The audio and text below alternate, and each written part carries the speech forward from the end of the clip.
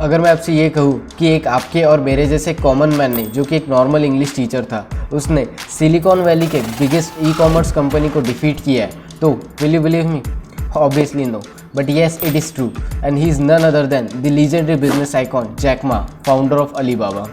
In 2002, eBay entered in the Chinese market, and at that time, eBay was already a well-established company with a net worth of $30 billion.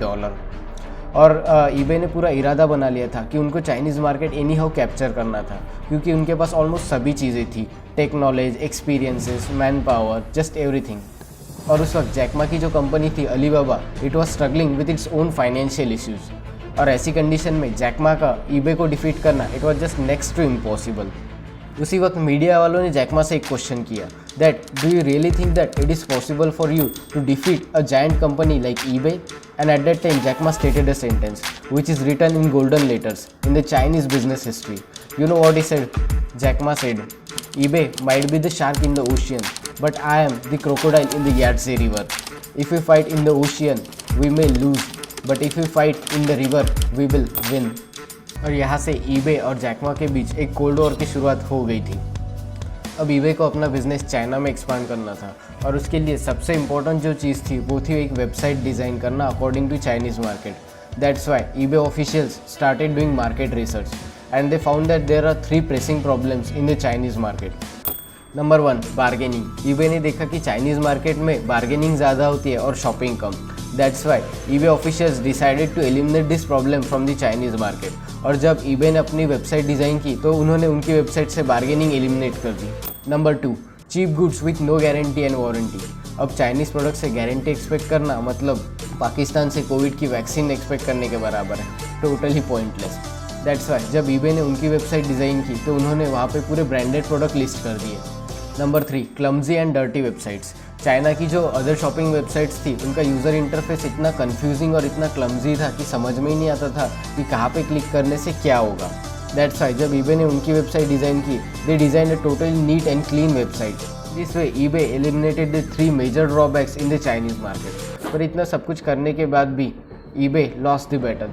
The question is why, क्यों? I will tell you. क्योंकि eBay ने जिन 3 चीज़ों को Chinese market का drawback बताया था, Jack Ma ने उन्हीं 3 चीज़ों को अपनी स्ट्रेंथ बताया और उस पर फोकस किया. And when Jack Ma design his website, he did the exactly opposite thing. Number 1, जहाँ पे eBay ने अपनी वेबसाइट से बार्गेनिंग को एलिमिनेट कर दिया था, वहीं पे जैक मा ने अपनी वेबसाइट पर बार्गेनिंग के लिए एक स्पेशल सेक्शन रखा जहाँ पे कस्टमर और डीलर निगोशिएट कर सकते थे. क्योंकि जैक मा का ऐसा मानना था, for Indian and Chinese bargaining is a mandatory ritual. For example, अगर हम अपने घर पे 1 किलो आलू लाते हैं मार्केट से और मम्मी को बोलते हैं कि मम्मी 50 रुपये किलो से लाए, तो मम्मी सबसे पहला क्वेश्चन ये करेगी कि बेटा उसने कितने में बोला था. और अगर बाई चांस उसने भी उतने में ही बोला होगा तो मम्मी आपको बोल देगी कि बेटा आपको तो लूट लिया. नंबर 2, जहाँ पे eBay ने अपने वेबसाइट्स पे टोटली ब्रांडेड प्रोडक्ट लिस्ट किए, वहीं पे जैक मा ने अपनी वेबसाइट पे टोटली चीप प्रोडक्ट्स लिस्ट किए. क्योंकि जैक मा को ऐसे लगता था कि चाइनीज़ लोगों का मार्केट में आने का मेन मोटिव ही चीप गुड्स खरीदना होता है. चाइनीज़ लोग मार्केट में आते ही सस्ती चीज़ें खरीदने के लिए हैं.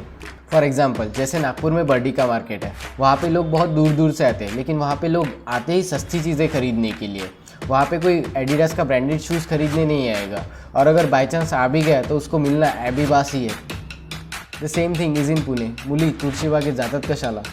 नंबर 3, जहाँ पे eBay ने अपनी एक NEET and clean website design की, वही जैक मा ने अपनी वेबसाइट का जो इंटरफेस है वही कंफ्यूजिंग ही रहने दिया. क्योंकि जैक मा का ऐसा मानना था कि चाइनीज़ लोगों को मार्केट में भीड़ देखने की आदत हो गई है. जिस दिन उनको मार्केट में भीड़ नहीं दिखती, उनको ऐसे लगता है मार्केट में कुछ तो भी गड़बड़ है, क्योंकि चाइनीज़ लोगों की मेंटेलिटी वैसे बन गई थी.